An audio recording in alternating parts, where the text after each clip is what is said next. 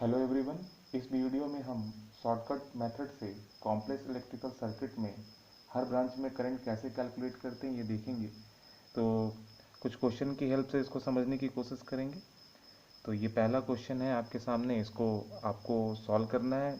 Solve करने circuit solve करने का मतलब आपको हर ब्रांच में करंट कैलकुलेट करना है। आपको ऐसे क्वेश्चन में सबसे पहले ये ध्यान देना है कि ऐसा कौन सा ब्रांच है जिसमें केवल सेल लगा हुआ है, कोई उसके साथ रेजिस्टेंस नहीं लगा हुआ है। तो इस ब्रांच को अगर हम देखें तो इसमें केवल सेल लगा हुआ है, कोई इलेक्ट्रिकल रेजिस्टेंस नहीं है। बाकी सब में सेल के साथ इलेक्ट्रिकल रेजिस्टेंस लगे हुए हैं। तो आपको सबसे पहले उस ब्रांच पर फोकस करना है जिसमें केवल सेल लगा हुआ है, और सेल के क्रॉस पोटेंशियल डिफरेंस को 2 पॉइंट पे पोटेंशियल दे के मेंटेन करना है। जैसे इस सेल का पोटेंशियल डिफरेंस है 25 वोल्ट, तो इस पॉइंट पे हमने पोटेंशियल दे दिया +25 वोल्ट, और इस पॉइंट पे हमने पोटेंशियल दे दिया 0 वोल्ट। 25 और 0 का डिफरेंस 25 वोल्ट आएगा, तो सेल के cross 25 volt potential difference maintain होगा। आपको ये ध्यान रखना है कि सेल के पॉजिटिव साइड के पोटेंशियल में से सेल के नेगेटिव साइड के पोटेंशियल को माइनस करना है। अगर हम देखें तो ये वायर यहाँ तक गया हुआ, उसके बीच में कोई भी इलेक्ट्रिकल यूनिट नहीं लगी हुई है, तो इस वायर पे हर पॉइंट पे पोटेंशियल सेम होगा। तो इस पॉइंट पे भी हमने दे दिया 25 वोल्ट, इस पॉइंट पे भी हमने दे दिया +25 वोल्ट, इस पॉइंट पे भी हमने दे दिया +25 वोल्ट और +25। सिमिलरली ये वायर भी यहाँ तक गया हुआ है, कोई भी इलेक्ट्रिकल यूनिट नहीं लगी हुई है, तो हर जगह 0 वोल्ट होगा। अब आपको हर ब्रांच में करंट कैलकुलेट करना है। आपको इस ब्रांच में जिसमें सेल लगा है उस ब्रांच में सबसे लास्ट में करंट कैलकुलेट करना है। आप किसी भी ब्रांच में स्टार्ट कर दीजिए करंट कैलकुलेट करना। जैसे इस ब्रांच में अगर हमें करंट कैलकुलेट करना हो तो यहाँ हम देखते हैं पोटेंशियल लगा हुआ है 25 वोल्ट। जब 25 वोल्ट से अगर हम सेल से प्लस टर्मिनल से बाहर आ रहे हैं तो 25 सेल के प्लस टर्मिनल से बाहर निकल रहे हैं तो +30, और फिर इस पॉइंट का पोटेंशियल है 0 वोल्ट, तो -0। इस पॉइंट का पोटेंशियल माइनस के साथ लिखा जाएगा, डिवाइडेड बाई इस आर्म का रेजिस्टेंस है 11 ओम। तो करंट आ जाएगी 55 डिवाइडेड बाई 11, 5 एम्पियर।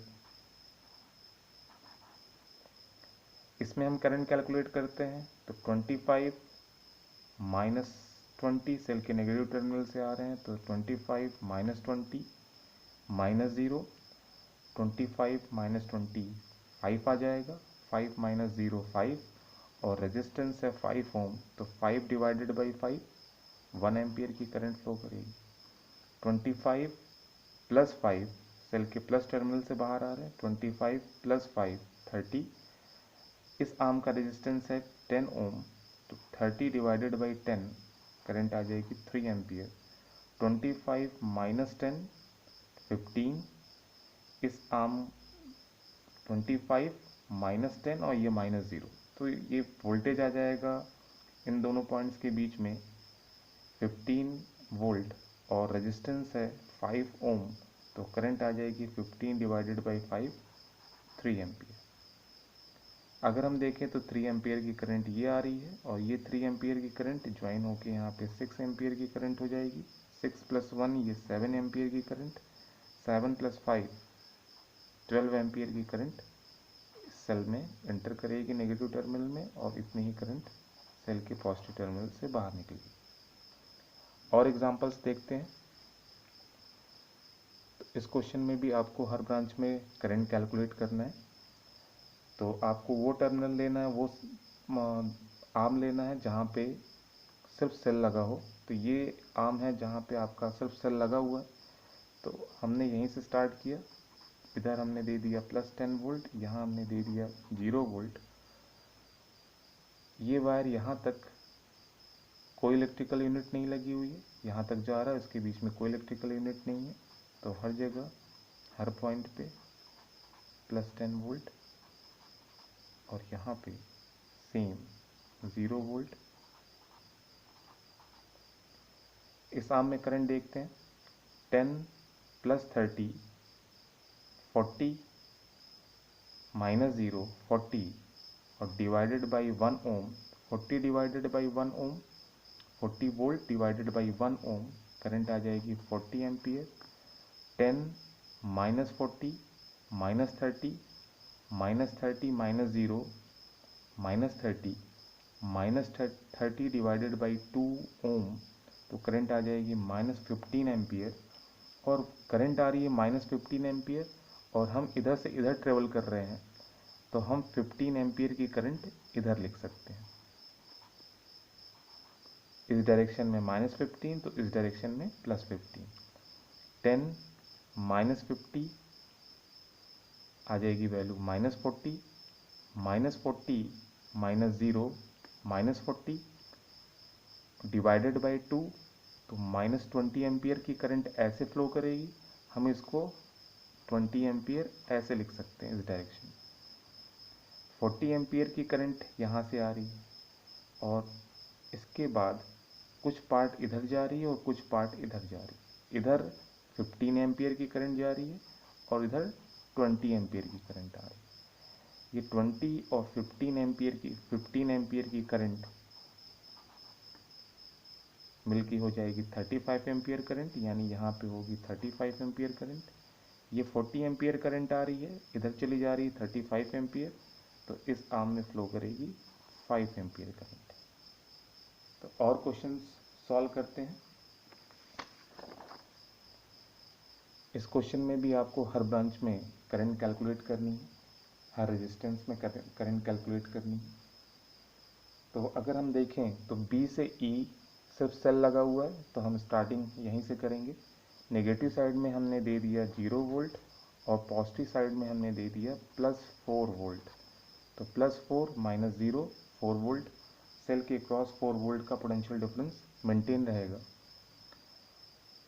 अब इस पॉइंट से अगर हम आगे बढ़ें या फिर इस पॉइंट से अगर हम आगे बढ़ें, दोनों से आप क्वेश्चन को सॉल्व कर सकते हैं। तो ये एक आर्म है, ये दूसरी आर्म है और ये तीसरी आर्म है। इन तीनों आर्म में आपको करंट कैलकुलेट करनी है। तो अगर हम यहाँ से आगे बढ़ें तो +4 सेल के पॉजिटिव टर्मिनल से बाहर निकल रहे हैं, +2 +4 +2 +6 -0, तो +6 और इस आर्म का रेजिस्टेंस है 6 ओम।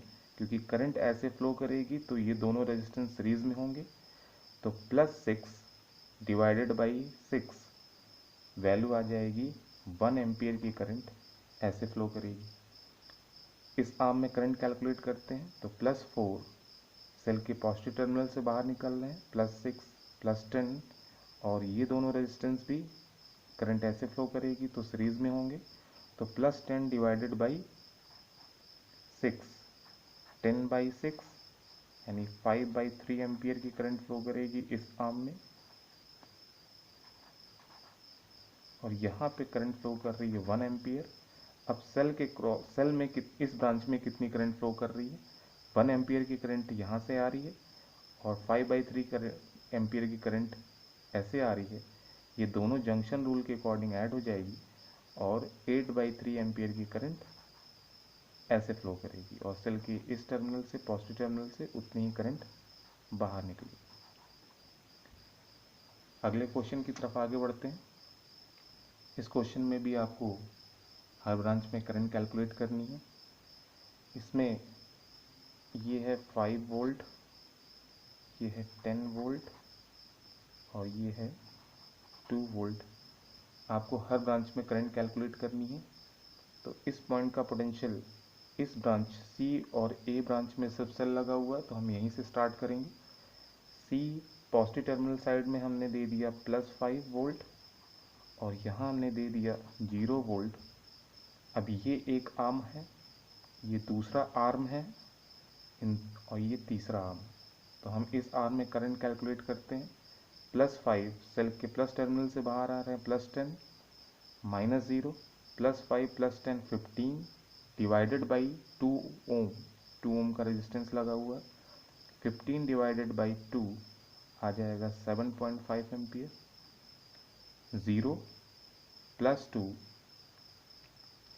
ऐसे भी हम जा सकते हैं या फिर हम ऐसे भी आ सकते हैं। तो अगर हम इधर से आते हैं तो +5 -2, वैल्यू आ जाएगी 3, 3 - 0, वैल्यू आ जाएगी 3, और इस आर्म में रेजिस्टेंस है 1 ओम का, तो 3/1 करंट आ जाएगी 1 एम्पियर। तो 1 एम्पियर की करंट ऐसे फ्लो करेगी। अब जंक्शन रूल के अकॉर्डिंग 7.5 एम्पियर करंट ये आ रही है, 1 एम्पियर की करंट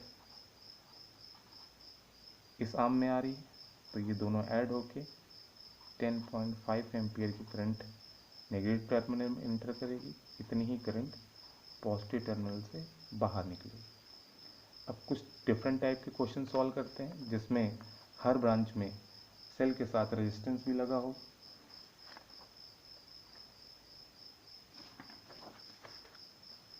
इस क्वेश्चन में भी आपको हर ब्रांच में करंट कैलकुलेट करनी है, तो आपको ऐसा कोई ब्रांच नहीं मिल रहा है जिसमें सिर्फ सेल लगा हो। तो ऐसे क्वेश्चन में आपको जंक्शन पॉइंट खोजना होता है। जंक्शन पॉइंट कौन सा पॉइंट कहा जाता है? जहाँ पे 3 या 3 से ज़्यादा कनेक्टिंग वायर्स ज्वाइंट हो रहे हों, तो ऐसे पॉइंट को जंक्शन पॉइंट कहते हैं। और जंक्शन पॉइंट पे आप कोई भी पोटेंशियल लेट कर लीजिए। जैसे हमने मान लिया ये पॉइंट जंक्शन पॉइंट है, यहाँ पे 3 वायर आके मीट कर रहे हैं। इस पॉइंट का हमने पोटेंशियल मान लिया x। इधर हमने मान लिया कि करंट I1 फ्लो कर रही है, इधर हमने मान लिया करंट I2 फ्लो कर रही है, और इधर हमने मान लिया करंट I3 फ्लो कर रही है। अब हम जानते हैं जंक्शन पे जितनी भी करंट आती है उनका एल्जेब्रिक सम 0 होता है। तो I1 + I2 + I3 = 0। अब I1 की वैल्यू हम कैलकुलेट करेंगे। तो इस पॉइंट का पोटेंशियल है x, सेल के हम नेगेटिव टर्मिनल से बाहर निकल रहे हैं, तो x -10, और इस आर्म का रेजिस्टेंस है 1 ओम, तो x -10 / 1, ये करंट I1 आ गई, लिख दिया हमने। अब हमें I2 लिखना है, तो I2 करंट इस आर्म में फ्लो कर रही है, x सेल के हम नेगेटिव टर्मिनल से बाहर निकल रहे हैं, तो x -30 / इस आर्म का रेजिस्टेंस है 2, प्लस x इस आर्म में हमें कैलकुलेट करना है, तो x सेल के पॉजिटिव टर्मिनल से बाहर निकल रहे हैं, तो x -50 / इस आर्म का रेजिस्टेंस है 2 = 0। This part is I1, this part is I2, this part is I3 = 0। अब हम यहाँ पे x की वैल्यू अगर हम निकाल लें, तो 2 LCM 2x - 20 + x - 30 + x - 50 = 0। ये 2 क्रॉस मल्टीप्लिकेशन में 0 हो जाएगा। 2x + x + x 4x -20 - 30, यहाँ पे ये +50 होगा क्योंकि +50 आप प्लस टर्मिनल से बाहर निकल रहे हैं, x - 50, तो +20 + 30, ये आपका +50 कैंसिल आउट होगा, -50 और +50 कैंसिल आउट हो जाएगा, और ये वैल्यू आ जाएगी 0, x की वैल्यू आ जाएगी 0।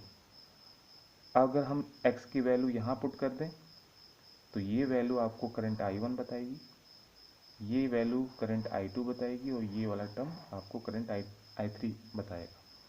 तो x की वैल्यू आ रही है 0, 0 - 10 / 1, -10 / 1 -10 एम्पियर। तो I1 करंट है -10 एम्पियर, हमने इधर करंट को दिखाया I1, इधर फ्लो करेगी -10, तो हमने मान लिया 10 एम्पियर ऐसे फ्लो करेगी। 0 - 30 / 2, तो ये आ जाएगा -15, यानी I2 का डायरेक्शन -15 इस डायरेक्शन में होगा, तो +15 इस डायरेक्शन में होगा। 0 + 50 / 2, तो ये आएगी 25 एम्पियर, 25 एम्पियर प्लस में है, तो ये ऐसे फ्लो करेगी डायरेक्शन में I3। 10 एम्पियर की करंट ये आ रही है, 15 एम्पियर की करंट ये आ रही है, ये दोनों ज्वाइंट होके ये 25 एम्पियर की करंट हो जाएगी। एक और क्वेश्चन सॉल्व करते हैं। इसमें भी आपको हर ब्रांच में सेल के साथ रेजिस्टेंस लगा हुआ दिख रहा है। तो इसमें इस जंक्शन पॉइंट का पोटेंशियल हमने अपने मन से x मान लिया, इधर हमने करंट मान लिया I1, इधर I2 और इधर I3। अगर हम इसमें इस ब्रांच में अगर हम करंट लिखना चाहें तो ये I1, इधर I2 और ये I3, इन तीनों का अलजेब्रिक सम 0। इस ब्रांच के लिए करंट लिखते हैं I1, तो x -10, इस आर्म का रेजिस्टेंस है 1 प्लस ये करंट I1 हो गई। I2 x सेल के नेगेटिव टर्मिनल से बाहर आ रहे हैं, तो x -30 डिवाइडेड बाई 2, इस आर्म का रेजिस्टेंस है 2 प्लस x सेल के पॉजिटिव टर्मिनल से बाहर निकल रहे हैं, तो 14 प्लस 14 और ये प्लस 14 है, और इस आर्म का रेजिस्टेंस है 2 equal to 0। LCM is 2x -20 plus x -30 plus x plus 14 equal to 0। तो 2x plus x plus x 4x, -20 -30 -50 -50 plus 14 -36, और इसको राइट साइड में ले जाएंगे तो प्लस 36, और ये वैल्यू आ जाएगी x की 9 वोल्ट। इस पॉइंट का पोटेंशियल आ जाएगा 9 वोल्ट। अब अगर हमें करंट I1 कैलकुलेट करनी है तो ये वैल्यू डिनोट कर रहा है I1। यहाँ हम रखते हैं x की value 9, 9 minus 10 -1 divided by 1। I1 की वैल्यू आएगी -1 एम्पियर। I1 को हमने इस डायरेक्शन में शो किया जिसकी वैल्यू आ रही है -1 एम्पियर, तो हमने 1 एम्पियर इस डायरेक्शन में शो कर दिया।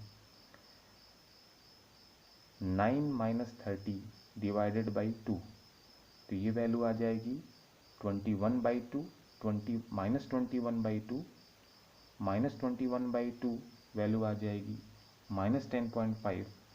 I2 करंट हमने इस डायरेक्शन में शो किया है, तो 10.5 करंट इस डायरेक्शन में होगी।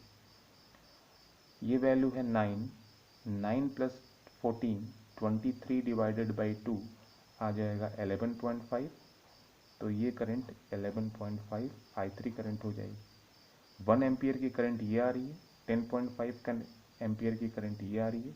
जंक्शन पे ये दोनों करंट ज्वाइन होके 11.5 एम्पियर की करंट ऐसे निकल जाएगी। ऐसे इलेक्ट्रिकल सर्किट में और दूसरे चैप्टर्स में भी हम हर क्वेश्चंस के हर कॉन्सेप्ट के शॉर्ट ट्रिक से आपको ऐसे ही वीडियो लाते रहेंगे। तो आप लोग चैनल को सब्सक्राइब करिए, लाइक करिए।